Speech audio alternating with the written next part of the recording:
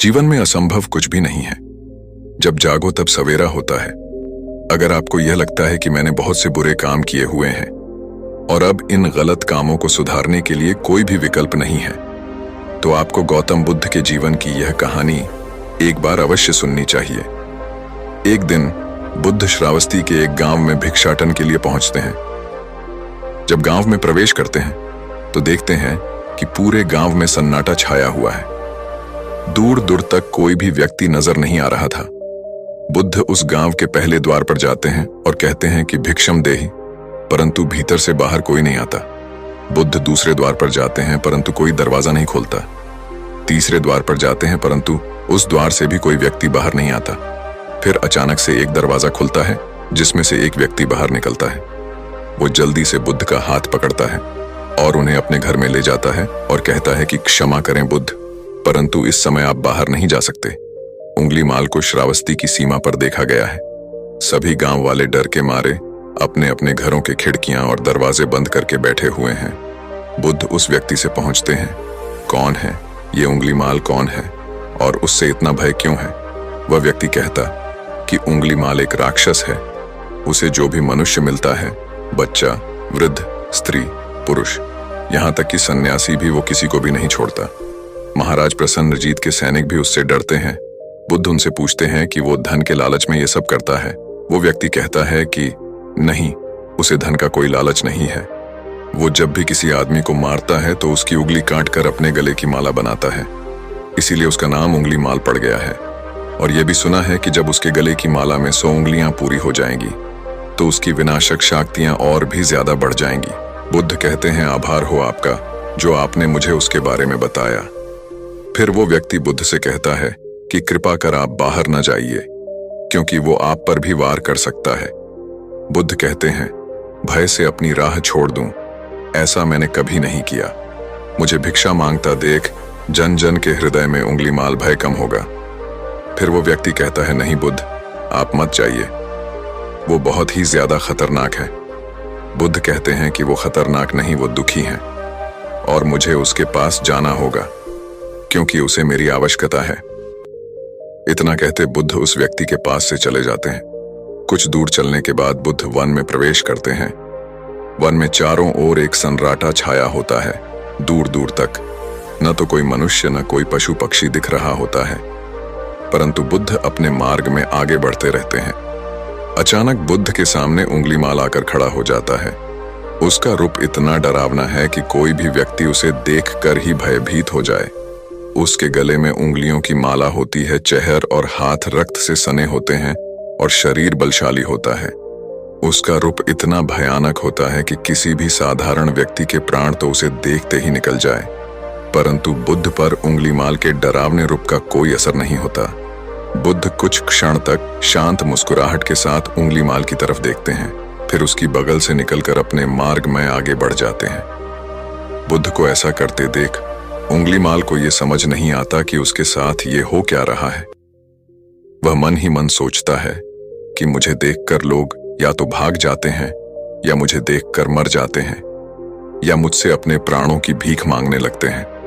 मैंने कई सन्यासियों को भी मारा है, परंतु मैंने आज तक कोई ऐसा व्यक्ति नहीं देखा जो मुझे नजरअंदाज करके अपने मार्ग में आगे बढ़ जाए। या तो इसने मुझ पर ध्यान नहीं दिया होगा या फिर हो सकता है कि यह देख ही ना सकता हो, परंतु मुझे इससे क्या, मुझे तो अपने गले की माला पूरी करनी है। उंगलीमाल बुद्ध को आवाज लगाता है, इस साधु रुक। फिर भी बुद्ध उंगलीमाल को नजरअंदाज करते हैं और अपने मार्ग में आगे बढ़ते रहते हैं। उंगलीमाल बहुत ज्यादा क्रोध में भरकर बुद्ध को आवाज लगाता है, ए साधु रुक। फिर भी बुद्ध उंगलीमाल को नजरअंदाज करते हैं और अपने मार्ग में आगे बढ़ते हैं। उंगलीमाल तीसरी बार ज्यादा क्रोध में होकर आवाज लगाता है, ए साधु रुक। बुद्ध रुकते हैं। उंगलीमाल बुद्ध के पास जाता है और कहता है कि मेरे आदेश देने के बाद भी तू रुका क्यों नहीं? मैं तो बहुत पहले ही रुक चुका हूं, तुम ही चलते जा रहे हो। उंगलीमाल ये समझ ही नहीं पाता कि बुद्ध क्या कह रहे हैं, परंतु वो इतना जरूर समझ जाता है कि सामने खड़ा व्यक्ति उससे थोड़ा भी नहीं डर रहा है। उंगलीमाल बुद्ध को डराने के लिए चिल्लाकर पूछता है, ए साधु, तुमको मुझसे भय नहीं लग रहा है? क्या मैं आदिमानव हूं? बुद्ध कहते हैं कि नहीं, तुम मानव हो। बुद्ध की यह बात सुनकर उंगली माल के हृदय पर लगती है। पहली बार उसे किसी ने मानव कहा था, परंतु वो इस बात को नजरअंदाज करने का प्रयास करता है और बुद्ध से पूछता है कि ये साधु, तूने ये क्यों कहा कि तू कब का रुक चुका है, जबकि तू तो चल रहा था, और तूने ये क्यों कहा कि मैं नहीं रुका। बुद्ध कहते हैं कि मैं बहुत पहले ही रुक चुका हूं, यानी मैंने ऐसे सारे बुरे कृत्य करना पहले ही छोड़ दिया है जिससे भी व्यक्ति को कष्ट पहुंचा सकते हैं। सब जीना चाहते हैं, बस तुम उन्हें करुणा से देखने का प्रयास करो। बुद्ध के ये शब्द दोबारा से उंगली माल के हृदय पर चोट करते हैं, परंतु वह दोबारा से बुद्ध की बातों को नजरअंदाज करने का प्रयास करता है। इस बार वह और क्रोध में भरकर बुद्ध की गर्दन पर अपनी कटारी रख देता है, जिससे वो लोगों की हत्या किया करता था, और बुद्ध से चिल्लाकर कहता है, नहीं, मानव में ना तो प्रेम है ना ही करुणा है, सिर्फ छल और कपट है, इसीलिए मैं सबकी हत्या करूंगा और किसी को जीवित नहीं छोड़ूंगा। बुद्ध कहते हैं, तुम्हें लोगों ने बहुत दुख दिया है। उंगली माल क्रूरता मनुष्य अज्ञान के कारण ही करता है। ईर्ष्या, द्वेष, मोह, माया, ये सभी अज्ञान की संतानें हैं, परंतु वो व्यक्ति ही है जिसमें दया, करुणा, सद्भाव और समझ का उदय भी होता है। उंगली माल, यदि इस जीवन में क्रूर और निष्ठुर लोग हैं तो दयावान भी हैं। बस तुम्हें अपनी आंखों से इस अंधेपन की इस पट्टी को हटाना होगा जो तुम्हें केवल बुराई ही दिखा रही है। तीसरी बार बुद्ध शब्दों को सुन उंगली माल का खुद पर से संयम हट जाता है। उसे समझ नहीं आता कि पहली बार उसे अपना आपा इतना कमजोर क्यों महसूस हो रहा है। वो कोशिश तो करता है क्रोध करने की, परंतु कर नहीं पाता। वो बड़ी हिम्मत जुटाकर क्रोधित होने का नाटक करके बुद्ध से कहता है, तुम और व्यक्तियों जैसे नहीं हो। बुद्ध कहता है कि मैं हर व्यक्ति जैसा ही हूं, बस जागृत हूं और यह सिद्ध कर रहा हूं कि हर व्यक्ति में जागने की क्षमता है। मेरा मार्ग क्रूरता को दया में परिवर्तित करता है। उंगली माल, तुम अनजाने में घृणा के पद पर हो, बस इस क्षण रुक जाओ। तुम्हारे भीतर भी यह क्षमता है कि तुम दया और करुणा के पद पर भी चल सको। इतना सुनते ही उंगली माल के हाथ से कटारी जमीन पर गिर जाते हैं। उसकी आंखों से आंसू बहने लगते हैं। भला कोई कब तक बुद्ध को अनदेखा करेगा। उंगली माल रोते हुए बुद्ध से पूछता है, क्या आप वही हैं जिन्हें लोग बुद्ध कहते हैं, जो लोगों को मुक्ति के मार्ग पर चलना सिखाते हैं? हाँ, मैं वो ही हूं। मैं तुम्हें मुक्ति के मार्ग पर ले जाना चाहता हूं। फिर उंगली माल कहता है, परंतु मैं अब बहुत दूर निकल गया हूं। मैंने बहुत हत्याएं करी हैं, बहुत पाप करे हैं। मैं अब चाहकर भी वापस नहीं लौट सकता और मेरा वापस लौटना अब असंभव है। बुद्धि कहते हैं कि असंभव कुछ नहीं है। जब जागो तभी सवेरा। उंगली माल कहता है, मैं अब पुनः जीवन की ओर नहीं मोड़ सकता, बहुत देर हो चुकी है। बुद्ध कहते हैं, तुम में इतनी चेतना है कि तुम जानते हो कि जो तुमने अब तक किया वह बुरा था। इसका अर्थ यह है कि तुम जानते हो कि क्या अच्छा है और क्या बुरा है।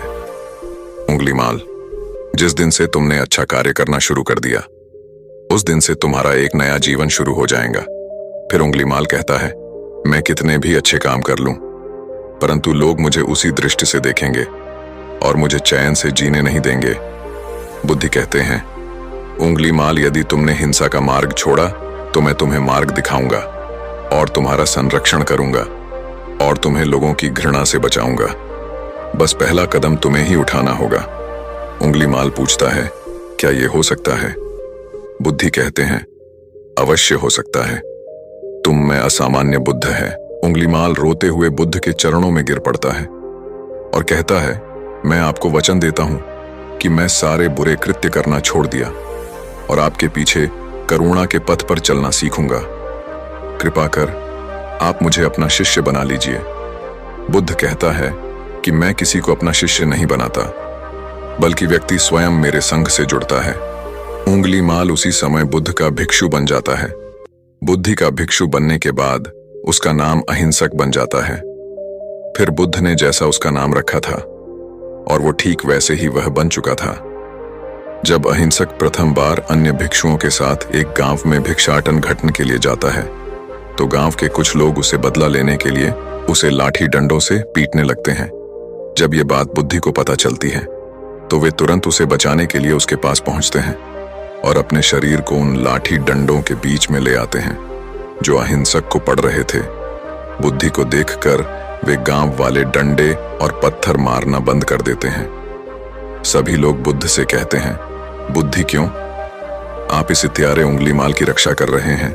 न जाने कितने लोगों की जानें ली हुई है इसने। बुद्धि कहते हैं, अब यह उंगली माल नहीं है, बल्कि अब इसका नाम अहिंसक है। अब यह आपकी ही तरह एक मानव है। वे गांव वाले कहते हैं, ऐसा आदमी कभी नहीं बदल सकता। बुद्धि कहते हैं, ये बदल चुका है। बस आप सब लोग इसे अपनी पुरानी दृष्टि से देख रहे हैं।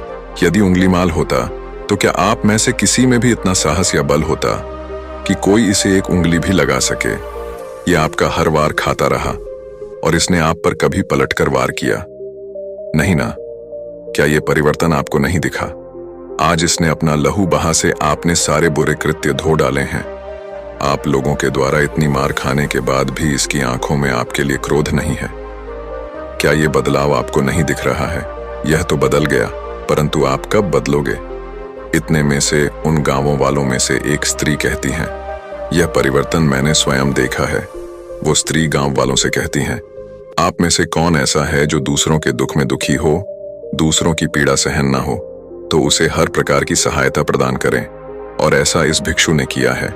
2 दिन पहले एक व्यापारी अपनी पत्नी को लेकर जा रहा था और उसकी पत्नी प्रसव पीड़ा से व्याकुल थी।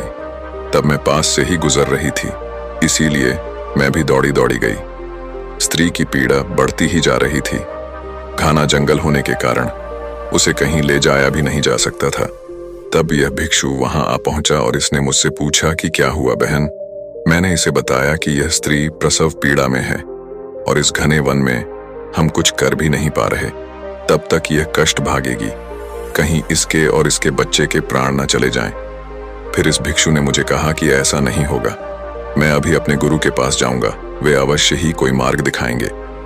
इतना कहकर यह भिक्षु दौड़कर वहां से चला गया। बुद्धि कहते हैं कि फिर व्यथित हो अहिंसक मेरे समक्ष आया और मेरे पैरों में गिरकर कहने लगा, बुद्ध, एक स्त्री गहन प्रसव पीड़ा में है और उसकी पीड़ा बढ़ती ही जा रही है, कहीं मां और बच्चे को कुछ हो ना जाए।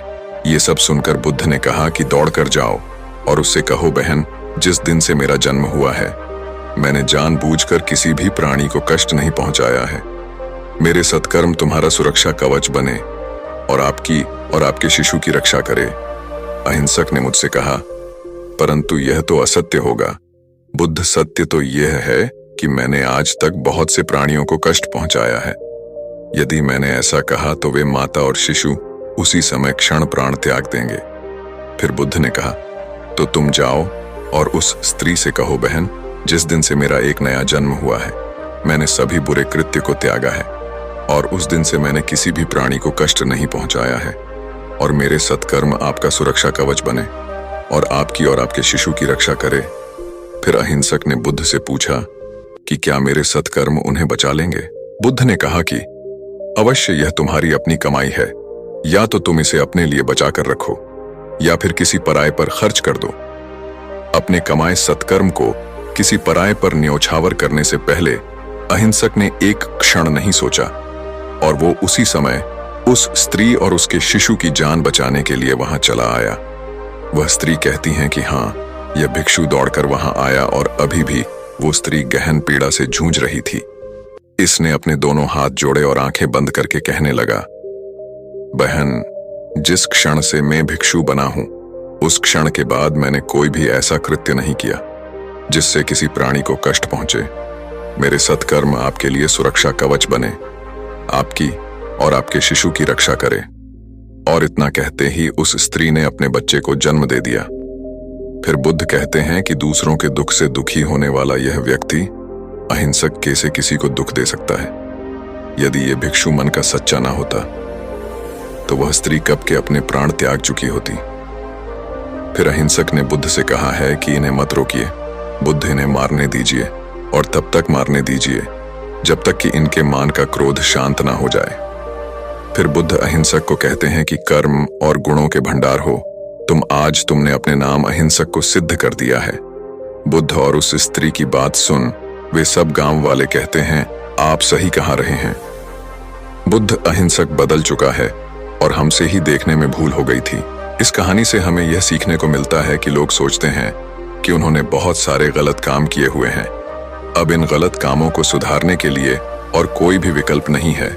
इस पर गौतम बुद्ध कहते हैं कि चाहे अपने अब तक कितने भी बुरे काम क्यों न किए हुए होंगे, लेकिन अगर आप एक विचार को अपने मन में लाते हैं कि अब मुझे कुछ सही करना है, तो वही विचार आपके रूपांतरण का कारण बन सकता है।